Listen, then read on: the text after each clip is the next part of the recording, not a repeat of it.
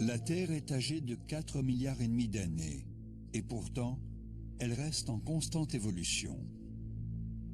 Dérive des continents, éruptions volcaniques, avancée et recul des glaciers. La surface de la Terre se façonne avec une infinie variété et les mystères géologiques sont légion.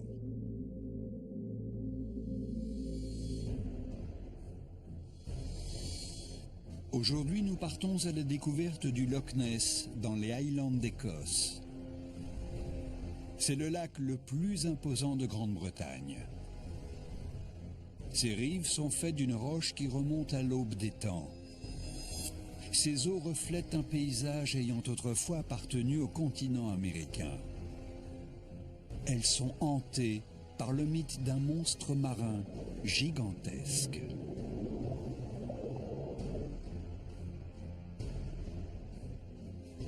En cherchant à comprendre comment le Loch Ness s'est formé, les géologues vont revenir sur les traces du passé de la Terre elle-même.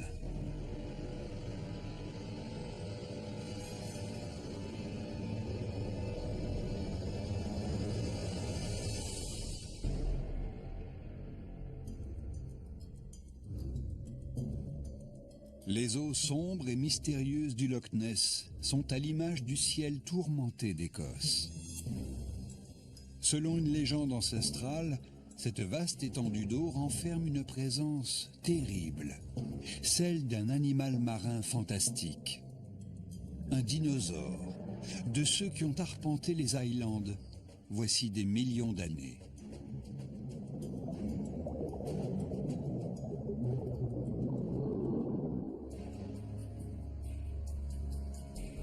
S'étendant sur 39 km de long et 2 km de large et plongeant à plus de 230 mètres de profondeur, ce lac, aussi grand que l'île de Manhattan, serait le refuge idéal pour une créature préhistorique.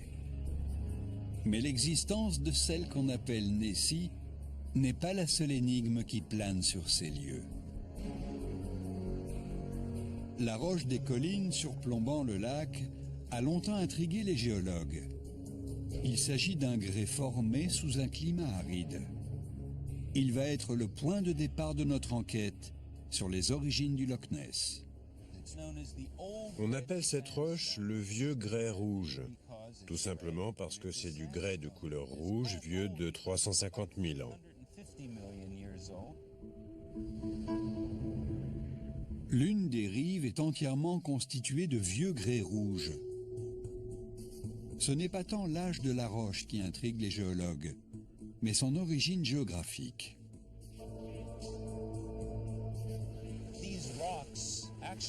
Ces roches sont en fait américaines, comme moi, car elles se sont formées sur le continent nord-américain. Elles n'en font plus partie désormais, mais je me sens un peu chez moi ici en Écosse. Comment les géologues savent-ils que ce vieux grès rouge vient d'outre-Atlantique à plus de 5000 km de là? Ces roches datent de la même période géologique et elles présentent les mêmes caractéristiques que celles des montagnes Catskill. Toute cette partie de l'Écosse était autrefois rattachée au nord-est de l'Amérique du Nord.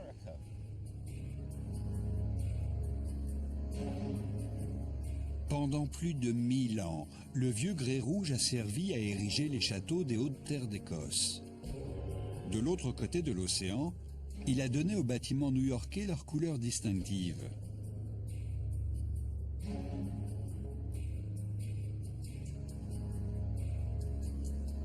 Un examen microscopique révèle une structure cristalline identique. Des analyses chimiques prouvent que ces roches ont le même âge.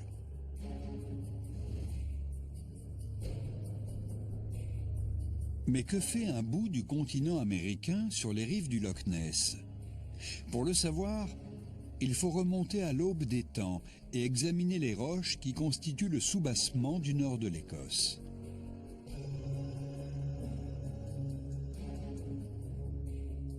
C'est ici que commence l'histoire du Loch Ness.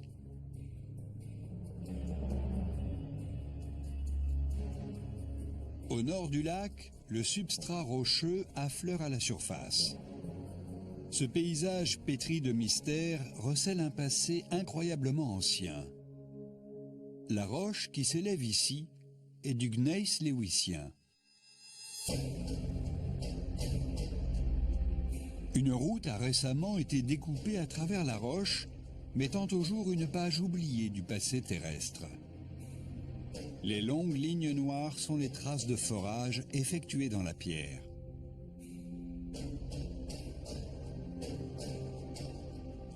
Les méthodes modernes de datation par radioisotope fournissent les premiers éléments de compréhension. Ces roches intéressent particulièrement les géologues parce qu'elles remontent aux origines de la Terre. On ne les trouve que sur une douzaine de sites sur toute la planète.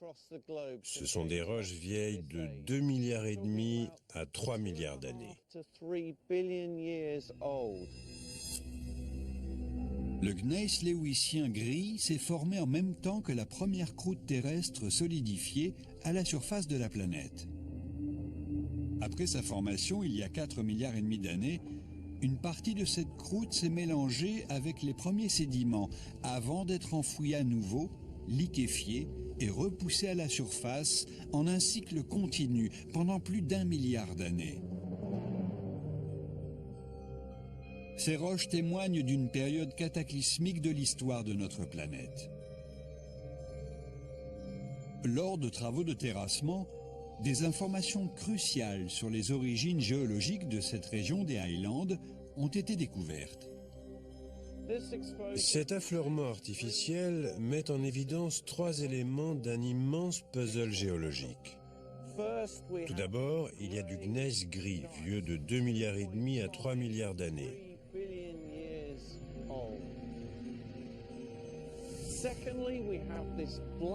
Puis, il y a cette masse noire, qui est une intrusion de roches éruptives. Elle a 2 milliards d'années. Et enfin, il y a ces intrusions de granit rose entre la roche éruptive et le gneiss gris. Il a 1,8 milliard d'années.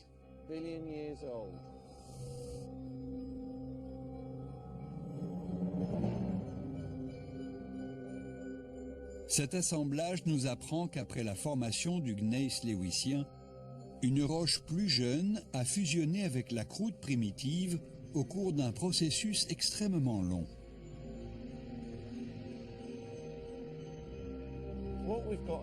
Les roches que nous voyons ici compilent 1 milliard d'années du passé de notre planète. Pour vous donner une idée de ce que cela représente, disons que nous avons résumé sous nos yeux un quart de l'histoire de la Terre. Les roches qui bordent le Loch Ness nous révèlent un épisode primordial de l'histoire de la Terre. Mais elles renferment bien d'autres secrets. D'après les températures et la pression que ces roches ont subies, on sait qu'elles ont autrefois reposé à 80 km sous la surface de la Terre. Ce puzzle nous suggère qu'elles y ont fait 2 ou 3 allers-retours sur une période d'1 milliard d'années.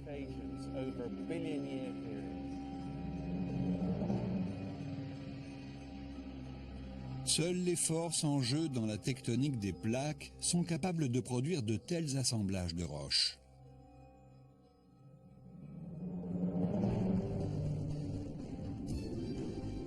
La théorie de la tectonique explique comment les plaques rigides, qui constituent la lithosphère, se déplacent en glissant sur de vastes courants de convection au niveau du manteau terrestre.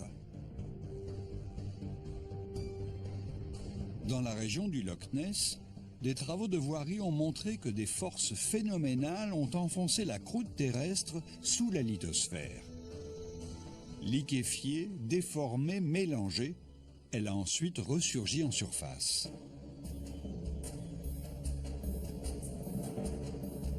C'est l'érosion qui, au cours du milliard d'années suivant, a contribué à façonner ce paysage vallonné.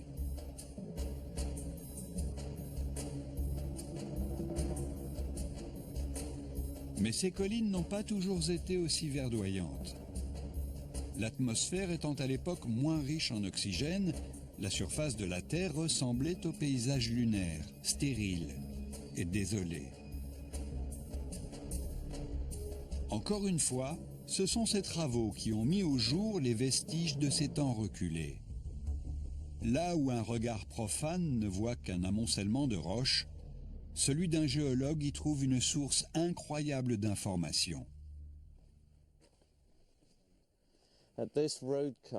Dans cette trouée, nous avons du gneiss léwissien qui a entre 2,5 milliards et 3 milliards d'années. Juste au-dessus, il s'agit d'une roche complètement différente. Je vais vous montrer de plus près. Ce sont des strates de grès rouge disposées horizontalement. Ce changement brusque de roche est très révélateur des processus qui ont eu lieu ici. On pense que ces strates sédimentaires se sont formées dans un environnement continental. Ce sont des rivières qui ont déposé ces couches sédimentaires horizontales sur un substrat rocheux ancien. Cet affleurement rocheux nous apprend qu'il y a 1 milliard d'années, malgré le peu d'oxygène présent dans l'air, cette région d'Écosse était parcourue par de nombreux cours d'eau. Mais que nous révèlent encore ces roches? Ces deux couches de roches se touchent. Or, le grès rouge a 1 milliard d'années et le gneiss entre 2 milliards et 3 milliards d'années. Cela fait un écart énorme, de l'ordre de 1,5 milliard à 2 milliards d'années.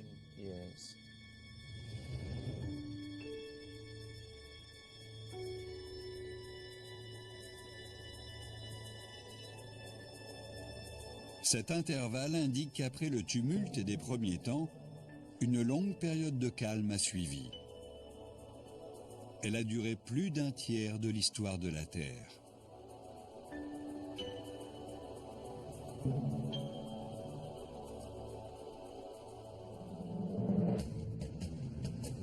La première étape de notre enquête sur les origines du Loch Ness a mis en évidence des informations cruciales. La nature identique du grès rouge écossais et américain prouve que l'Écosse et l'Amérique du Nord étaient autrefois unies. La datation des roches de la région du Loch Ness montre qu'elles ont été formées à l'aube des temps, lors de la création de la croûte terrestre primitive. Les strates de grès déposées sur un substrat rocheux ancien indiquent qu'il y a 1 milliard d'années, des rivières ont inondé ces paysages pendant une longue période de tranquillité. Mais ce calme ne pouvait durer éternellement.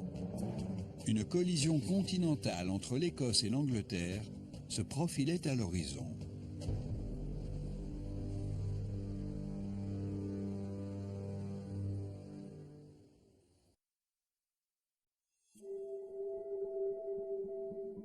Pour comprendre comment le Loch Ness est né, nous devons percer le secret des processus géologiques qui ont façonné les Highlands.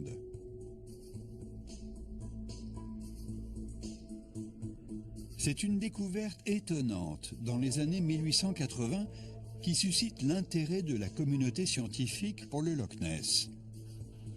Des géologues ont trouvé une séquence de roches insolites au nord du lac. Visible à flanc de coteau, une masse imposante de gneiss léwissien très ancien surmonte une couche de roches beaucoup plus récente.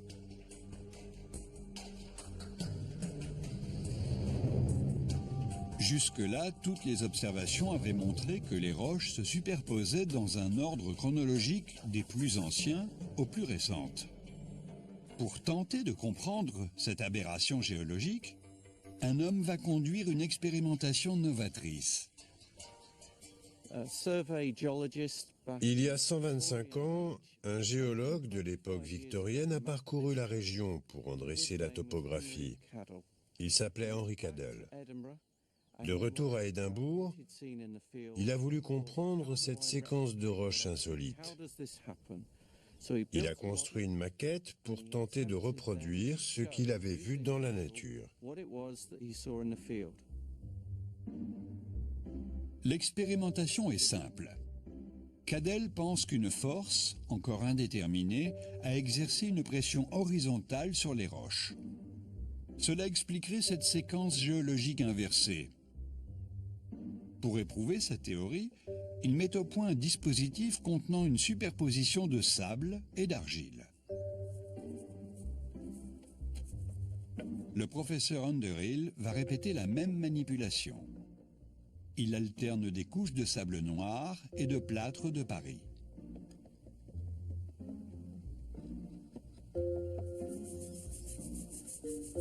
En serrant la vis, il exerce une poussée horizontale semblable à la force que Cadell soupçonne être à l'œuvre dans la nature.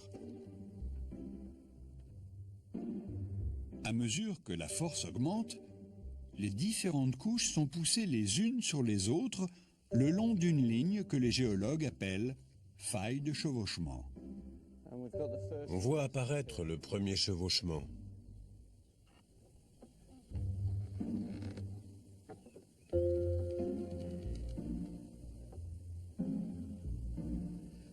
Regardez, en voilà un deuxième.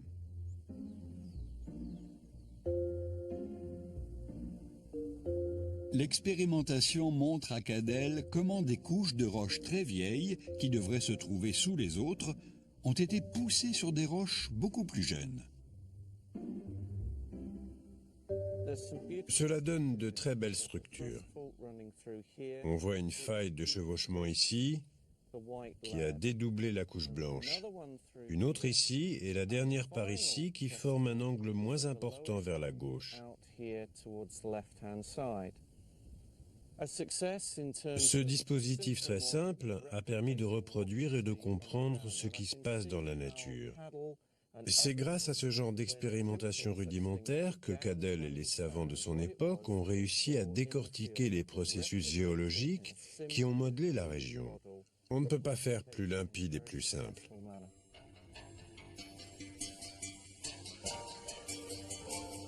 Une fois le mécanisme des failles de chemin découvert, les séquences de roches insolites observées au nord-ouest de l'Écosse trouvent une explication.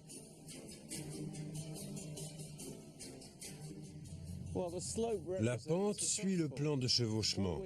En dessous, on trouve une succession de quartzites roses relativement jeunes. Au-dessus, on trouve de la roche grise, qui n'est autre que du gneiss léwissien. La ligne le long de laquelle la roche grise ancienne a glissé sur la roche rose plus récente est la ligne de chevauchement, comme celle mise en évidence dans l'expérimentation de Cadell. Les géologues savent désormais que ces lignes de chevauchement témoignent de la collision entre deux continents. Mais de quel continent s'agit-il? Et quel rapport cela a-t-il avec la formation du Loch Ness?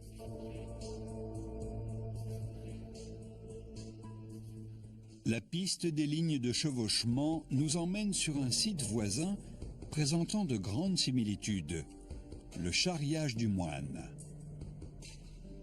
C'est l'une des lignes de chevauchement les plus importantes de la planète. Elle s'étire sur plus de 190 km à travers le nord-ouest de l'Écosse. Le professeur Underhill connaît un des rares endroits où elle est visible. La superposition apparemment insignifiante de ces deux couches de roches indique en fait la ligne de chevauchement. Sa découverte fit l'effet d'une bombe dans la communauté géologique. La roche sombre de la partie supérieure vient d'Angleterre, mais le calcaire jaune en dessous est d'origine inattendue. Tout comme le vieux grès rouge du Loch Ness, cette roche vient du continent nord-américain. Ce détail est riche en informations sur la naissance du Loch Ness. Le plus fascinant, c'est de savoir que nous avons sous nos yeux le point de rencontre entre deux continents. En ce dimanche après-midi pluvieux dans les collines d'Écosse, Je touche la jonction du bloc Amérique nord-ouest de l'Écosse avec l'Angleterre, telle qu'elle était il y a 425 millions d'années.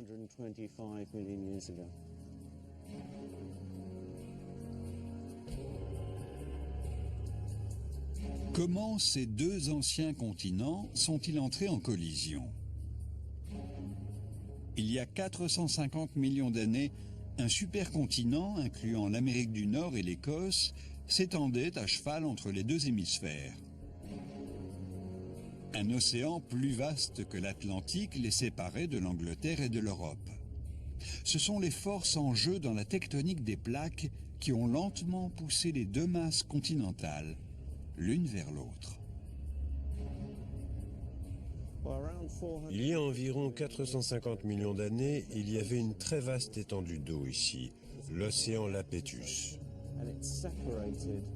D'un côté, il y avait le bloc Amérique du Nord et Écosse du Nord-Ouest, et de l'autre, l'Écosse du Sud-Est et l'Angleterre. Durant les 20 millions d'années qui ont suivi, cet océan s'est refermé sur lui-même, amenant les deux continents à entrer en collision.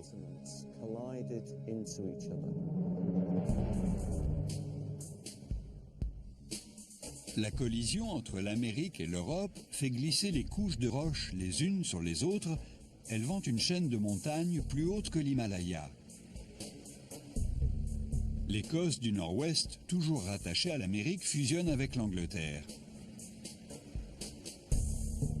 Mais quel est le lien entre cette collision et la naissance du Loch Ness? Pour tenter de le comprendre, retournons sur les rives du lac.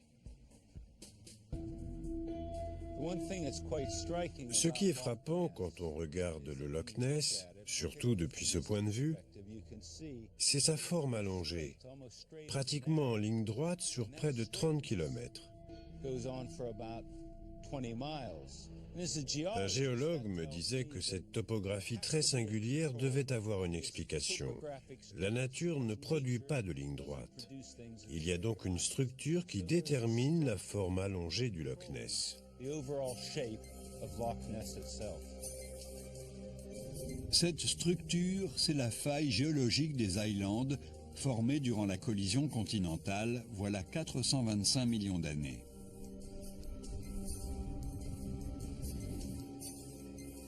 Elle s'étire sur plus de 480 km et coupe l'Écosse en deux, du nord au sud-ouest. Le Loch Ness se situe exactement sur cette faille. La faille de la région du Great Glen n'est pas une ligne de chevauchement comme le charriage du Moine, où les roches se superposent. Ce n'est pas une faille normale non plus, où la déformation est extensive. Ici, le mouvement est latéral. La faille des Highlands est similaire à celle de Sant'Andrea en Californie, mais elle a 400 millions d'années de plus. La faille des Highlands n'est plus active, mais cette ligne de fracture gigantesque dans la croûte terrestre influence la géographie de l'Écosse depuis plus de 400 millions d'années. Elle est à l'origine du Loch Ness, qui lui doit sa forme allongée.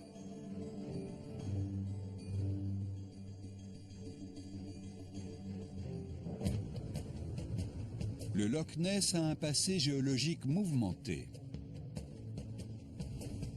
Des failles géologiques témoignent de la collision de deux continents.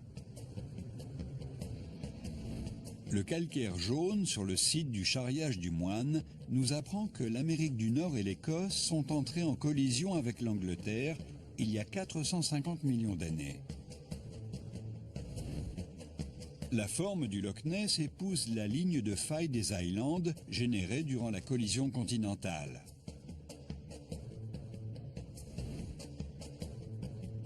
Après cette jonction, la tectonique des plaques a continué à faire dériver l'Écosse vers le sud de la planète. Partons sur les traces de ce périple incroyable.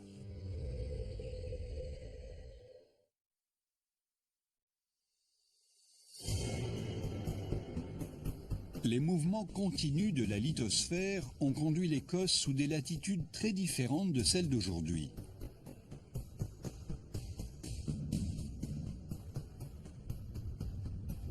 Connaître le climat qui régnait à l'époque nous permettra de localiser cette dérive.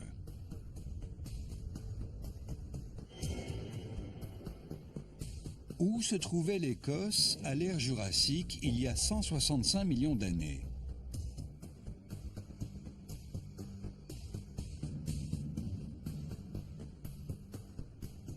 C'est sur l'île de Skye, au large des côtes ouest écossaises, que se trouve la réponse.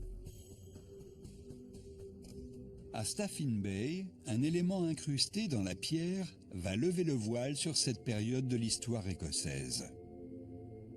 L'indice est exposé à la vue de tous, mais ce n'est qu'en 1994 qu'un géologue amateur le découvre. Sur les roches planes de cette plage appréciée des baigneurs, il y a l'empreinte fossilisée d'un dinosaure gigantesque.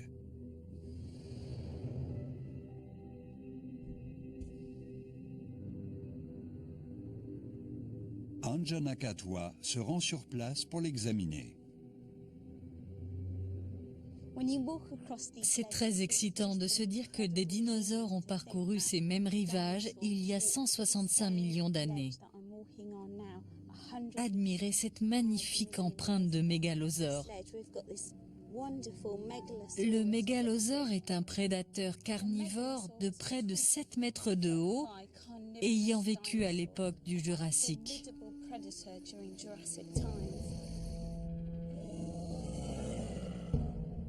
Avec sa haute stature et sa mâchoire aux dents acérées, le mégalosaure est un monstre redoutable. Mais comment une chose aussi éphémère qu'une empreinte a pu traverser les millénaires pour nous parvenir intacte? Chaque empreinte est unique. Un dinosaure a dû laisser ses empreintes en traversant une zone boueuse. La boue a séché et s'est solidifiée. Des grains de sable déposés par le vent ont ensuite tapissé cette empreinte. Avec le temps, des couches d'argile et de sable ont recouvert le tout. C'est ainsi que s'est fossilisée cette empreinte. Puis, des millions d'années plus tard, l'érosion l'a de nouveau exposée à la vue.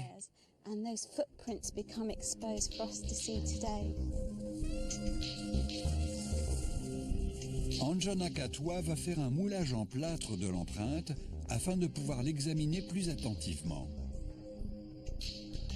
Nous faisons un moulage afin de répertorier les empreintes et les étudier au labo. En les examinant de près, nous allons pouvoir deviner comment vivaient ces créatures. Le moule en plâtre révèle une empreinte de dinosaure vieille de 165 millions d'années. Ce qui est frappant, c'est de voir comment l'orteil du milieu est plus profondément enfoncé et comme il pointe vers l'avant. Cela indique que le dinosaure se déplaçait à vive allure, appuyant fortement sur ses 3 orteils avant. Il devait courir après une proie.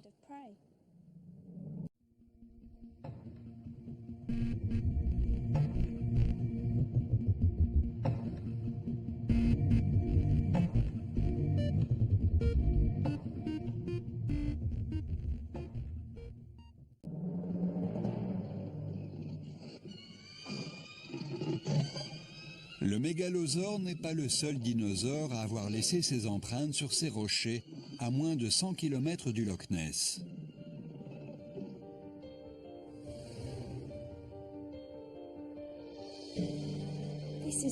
Voici la plus petite empreinte de dinosaure que l'on ait trouvée sur toute la planète.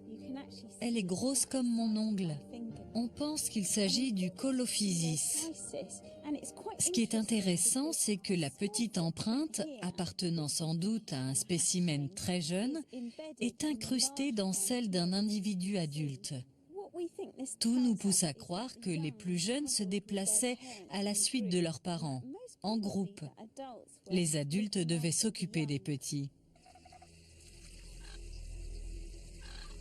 Grâce aux empreintes de Colophysis et de mégalosaures incrustées dans la roche, Les géologues peuvent reconstituer l'histoire de la région du Loch Ness pendant la période du Jurassique.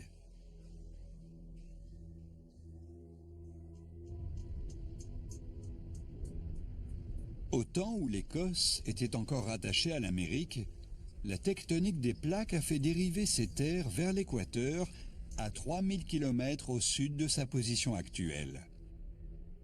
Cela eut un effet radical sur le climat, la faune et la flore de la région du Loch Ness. Au Jurassique, le climat et l'environnement étaient radicalement différents. Une forêt luxuriante s'étendait ici avec sa végétation tropicale. Les dinosaures vivaient en bordure des jungles et se déplaçaient à travers des zones humides lagunaires. C'était un climat idéal pour les grands reptiles, car il permettait le développement d'un écosystème riche et varié, adapté aux prédateurs.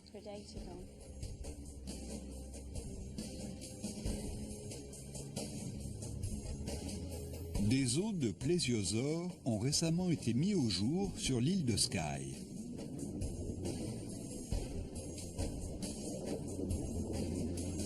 Cette découverte a enflammé l'opinion publique, qui a tout de suite vu une ressemblance troublante avec la silhouette au long cou de Nessie.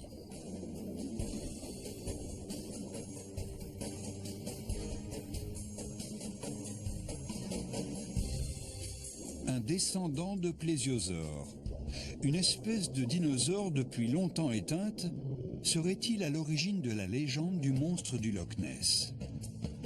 L'examen topographique et géologique de la région révèle un passé extraordinaire. Des empreintes de mégalosaures et de colophysis montrent qu'il y a 165 millions d'années, des dinosaures peuplaient l'Écosse.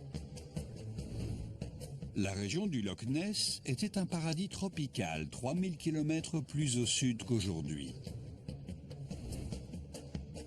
100 millions d'années plus tard, sous l'action continue de la tectonique des plaques, la région du Loch Ness va se séparer de l'Amérique. Les dinosaures se sont éteints il y a alors 5 millions d'années.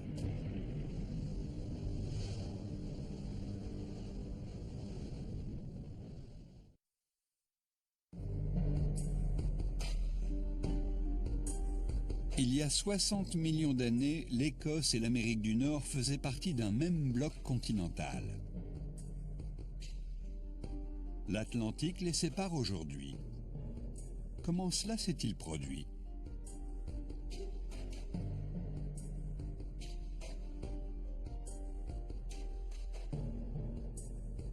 Le paysage de l'île de Skye va nous permettre de comprendre le cours de ces événements passés.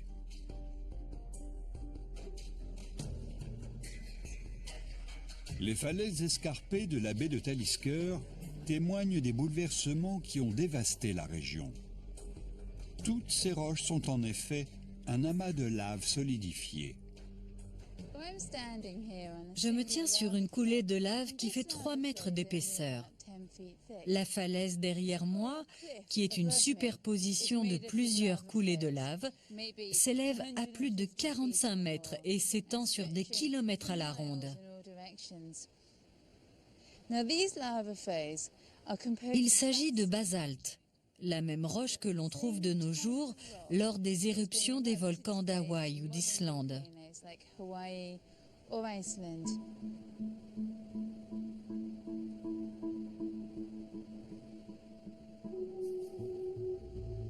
Les coulées de basalte de l'île de Skye ont 60 millions d'années. Mais où sont les volcans dont elles sont issues? C'est dans la composition de la chaîne montagneuse des Cuillin que réside le secret. Ces pics abrupts s'étendent sur toute la partie centrale de l'île.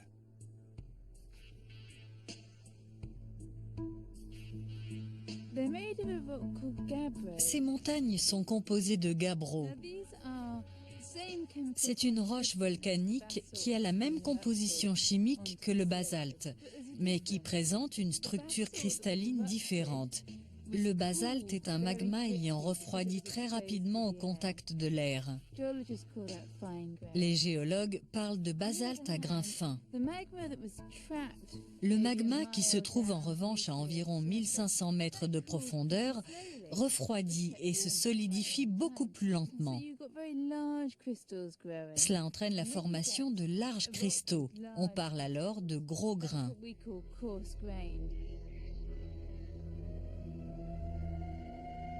Les grands cristaux de Gabbro indiquent leur origine. Ils nous montrent que les montagnes des Kwilin sont les vestiges d'une gigantesque chambre magmatique formée sous la Terre. Elle constituait une réserve de lave qui alimentait l'activité volcanique.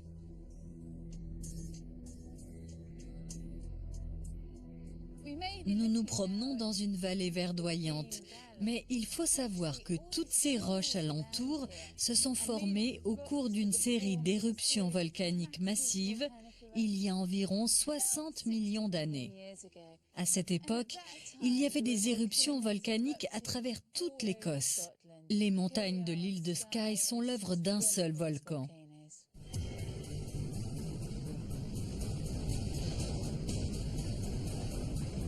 L'île de Skye, à elle seule, a vu surgir plus de 2000 km3 de lave. Cela suffirait à recouvrir la France métropolitaine et l'Angleterre sur plus de 3 mètres.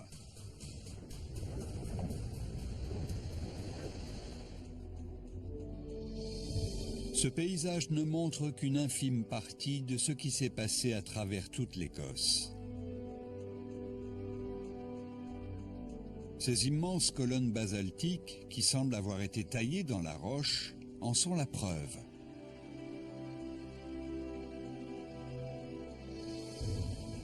Ces structures spectaculaires sont le résultat d'une solidification très lente de coulées de lave.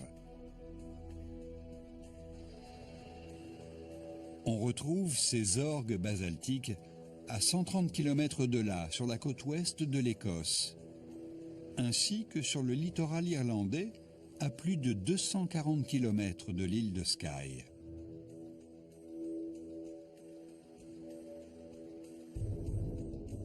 Toutes ces formations ont 60 millions d'années.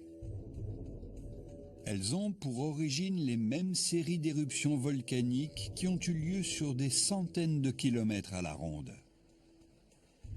Reste à découvrir ce qui a engendré une telle activité volcanique. L'aspect des affleurements rocheux indique d'où vient cette lave et quel a été son rôle dans la naissance du Loch Ness. Nous avons ici une coulée de lave solidifiée. Il s'agit de lave Pahoehoe, comme l'appellent les Hawaïens. En refroidissant au contact de l'air, elle forme en surface un amas de cordes, comme une série de rides, sous laquelle la roche en fusion continue de couler. C'est très rare de pouvoir observer une telle structure sur des laves aussi anciennes. Cela nous indique quel type de magma a été émis par ce volcan.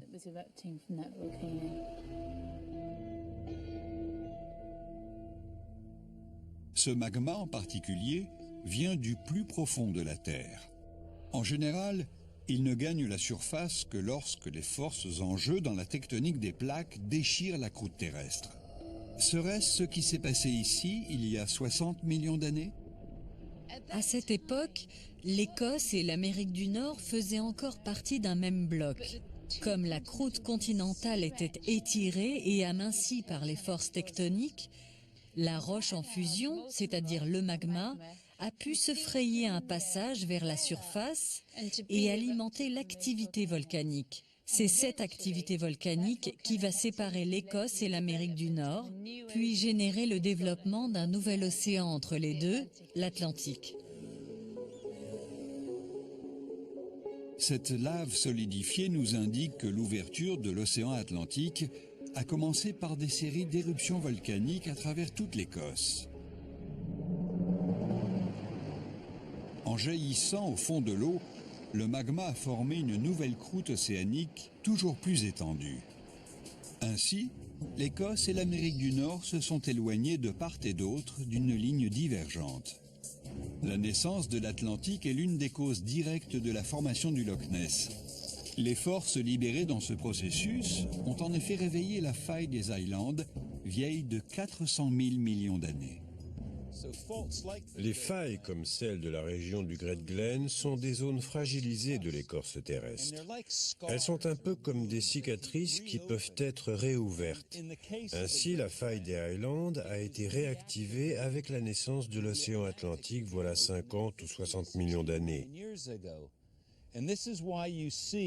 Cela explique le paysage qui s'étend aujourd'hui derrière moi, et ce, même si la faille elle-même a 400 millions d'années.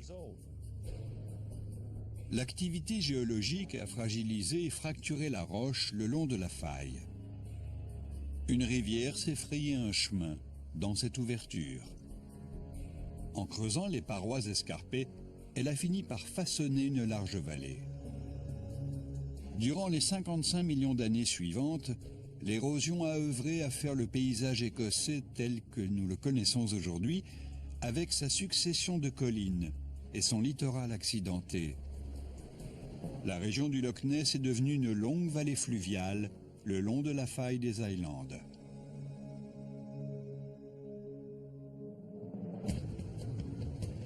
Pour comprendre les origines du Loch Ness, nous avons dû revenir sur la formation de l'Écosse.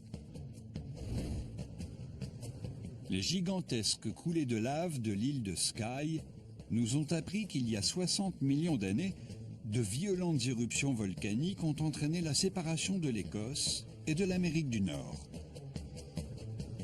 L'aspect découpé de la faille des Highlands, vieille de 400 millions d'années, montre qu'elle a été réactivée par ce phénomène géologique titanesque. Mais il reste une dernière étape pour créer le Loch Ness. Avant de nous apparaître telle qu'elle est aujourd'hui, la région va connaître un ultime bouleversement.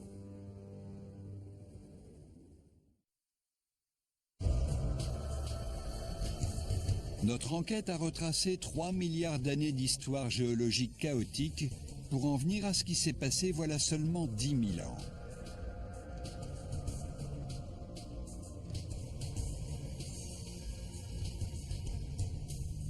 Tous les éléments sont en place pour accueillir les eaux sombres du Loch Ness.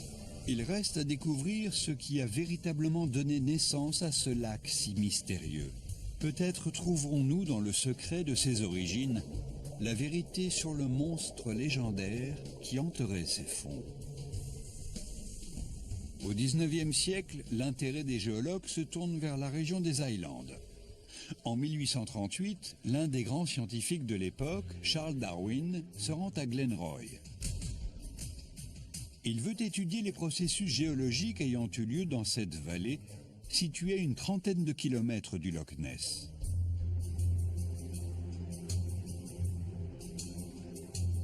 Depuis des siècles, 3 lignes parallèles s'étirant à flanc de coteaux de part et d'autre de la vallée intriguent promeneurs et scientifiques. Près de 10 mètres séparent la première et la deuxième strie. Ces routes parallèles, comme elles ont été baptisées, sont visibles sur plus de 30 kilomètres. Mais quelle en est l'origine ?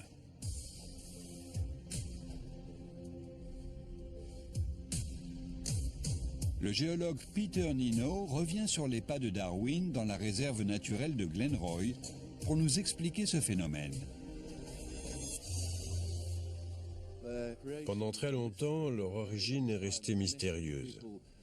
La légende populaire voulait même qu'elles aient été tracées par des géants ou des êtres surnaturels. Au XIXe siècle, le site a attiré beaucoup de scientifiques, dont Charles Darwin. Quand il a vu ces lignes, il a immédiatement fait le rapprochement avec un phénomène similaire observé en Amérique du Sud. Un tremblement de terre avait surélevé d'anciennes démarcations laissées sur le littoral par la mer. Convaincu de l'origine marine des routes parallèles, Darwin publie la conclusion de ses études. La communauté scientifique adopte sa théorie sans hésiter. Or, Darwin se trompe. En 1840, 2 ans après Darwin, un géologue suisse, Louis Agassiz, vient à Glenroy. Agassiz a consacré sa vie à étudier les glaciers et les effets des glaciations sur le paysage des Alpes suisses.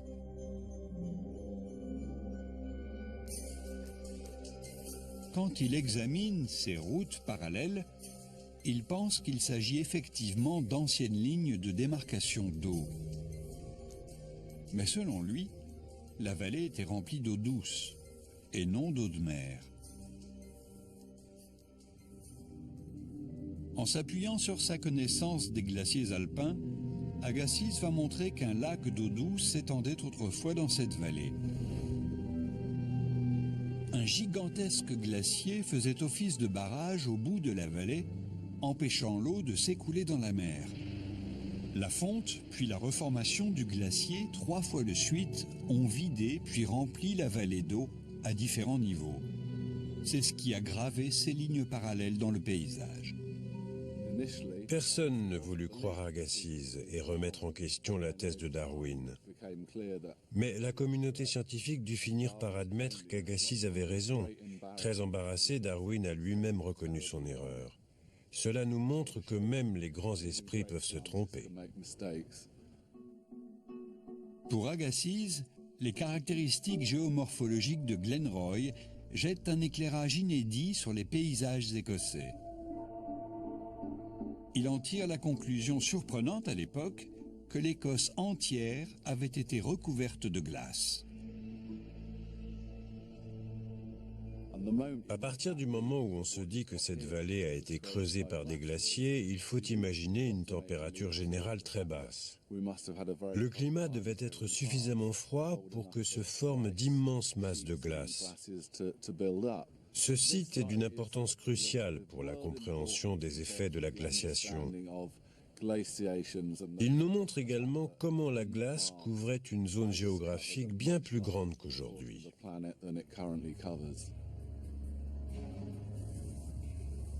Toutes les données géologiques étayent la thèse d'une période glaciaire au cours de laquelle une grande partie de l'hémisphère nord était recouverte de glace.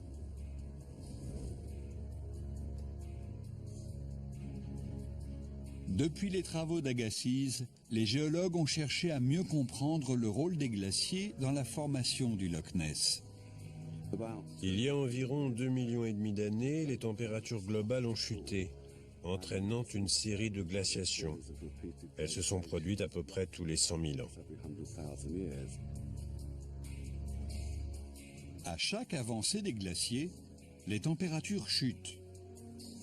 En hiver, il faisait au minimum 15 degrés de moins qu'aujourd'hui. Les glaciers s'épaississaient à mesure que s'accumulaient les couches de neige. La glace qui couvrait le centre de l'Écosse faisait entre 900 et 1200 mètres d'épaisseur. Dans la région du Loch Ness, elle devait faire au moins 600 mètres.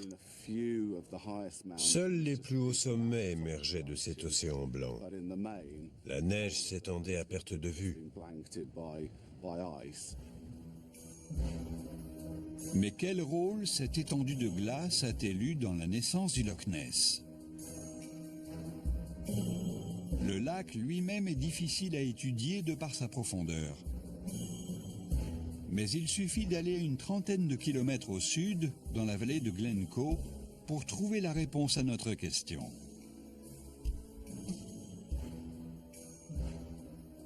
Glencoe est un lieu emblématique de l'histoire écossaise. En 1692, il fut le théâtre d'un horrible massacre perpétré par le clan Campbell à l'encontre des MacDonald. C'est la forme de cette vallée qui va nous fournir des renseignements sur les origines du Loch Ness. Si on pouvait drainer toute l'eau du Loch Ness, on s'apercevrait que son lit est une vallée de cette forme. Quand on regarde la vallée de Glencoe, on voit qu'elle a des versants très abrupts et un fond plat, caractéristique d'une vallée modelée par les glaciers. C'est l'érosion glaciaire qui, au fil du temps, a transformé une vallée en forme de V en une profonde vallée en forme de U. Les glaciers ont un fort pouvoir d'érosion. En avançant, ils emportent de vastes quantités de débris rocheux qui, en étant charriés par des millions de tonnes de glace, ont un effet abrasif sur le paysage. C'est ainsi qu'ils creusent et modèlent la vallée pour lui donner une forme de U caractéristique.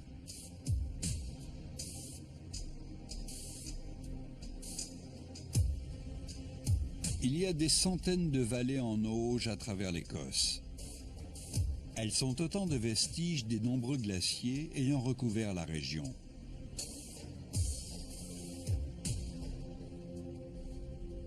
Au Loch Ness, la topographie sous-marine révèle une vallée avec la même forme de U caractéristique, au versant abrupt et au fond plat. À parfois seulement 15 mètres du rivage, le dénivelé plonge à 150 mètres, preuve supplémentaire que le lit du Loch Ness a été creusé par un glacier. Une longue vallée fluviale s'était formée le long de la faille des Highlands, née d'une collision continentale voilà plus de 400 millions d'années. Durant la dernière période glaciaire, c'est un glacier titanesque qui, en s'écoulant à travers cette vallée, a modelé le lit du Loch Ness. L'érosion glaciaire a laissé son empreinte.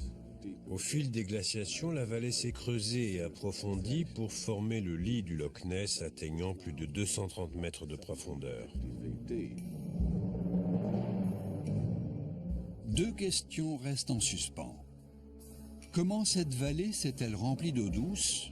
Et qu'est-ce qui retient cette eau pour former un lac? Les débris de roches qui jonchent une colline de 75 mètres de haut à une extrémité du loch fournissent des éléments de réponse. Ces cailloux ont une forme arrondie et un aspect poli. Cela indique qu'ils ont été charriés par de l'eau. Et comme ils sont assez lourds et volumineux, il a fallu une grande quantité de glace fondue pour les transporter et les déposer ici.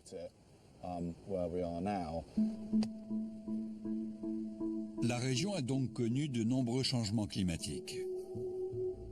Après une période glaciaire, les températures ont rapidement augmenté il y a environ 10 000 ans.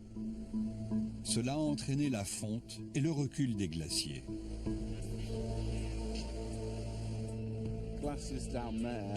Les glaciers qui se trouvaient par là et qui ont creusé le lit du Loch Ness ont charrié de vastes quantités de sédiments. La fonte des glaces les a transportés et déposés par ici. Avec la fonte des glaces, une rivière s'est formée sous le glacier recouvrant le Loch Ness, charriant des tonnes et des tonnes de débris rocheux. Nous nous tenons actuellement sur la zone de dépôt des sédiments transportés par le glacier. Ces millions de tonnes de roches forment un barrage naturel. En empêchant l'eau de la fonte des glaciers de s'écouler, il a donné naissance au Loch Ness tel que nous le connaissons aujourd'hui.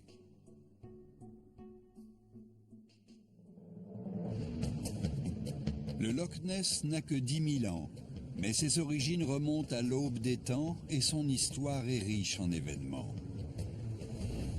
Le vieux grès rouge de ses rives révèle un passé commun entre l'Écosse et l'Amérique du Nord. La forme allongée du loch est déterminée par la faille des Highlands, née de la collision du continent américain, dont faisait partie l'Écosse, et de l'Angleterre, voilà plus de 400 millions d'années.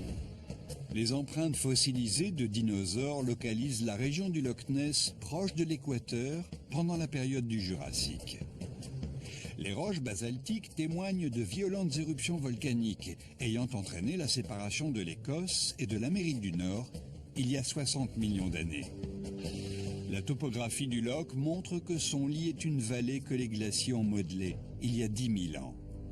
Ces eaux viennent de la fonte de ces mêmes glaciers. Mais qu'en est-il du monstre du Loch Ness?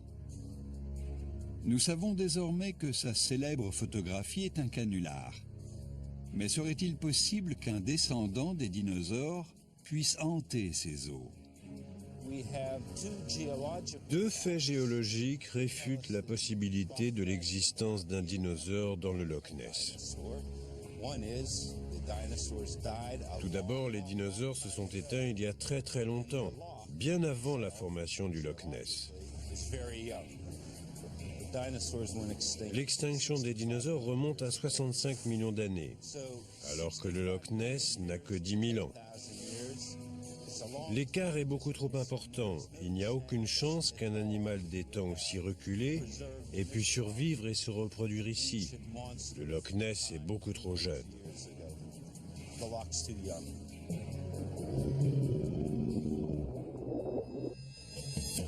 D'un point de vue géologique, il est impossible que le Loch Ness abrite un dinosaure qui aurait de façon extraordinaire survécu depuis le Jurassique. Le passé du Loch Ness renferme de nombreux mystères, mais pour la science, Nessie n'en fait pas partie.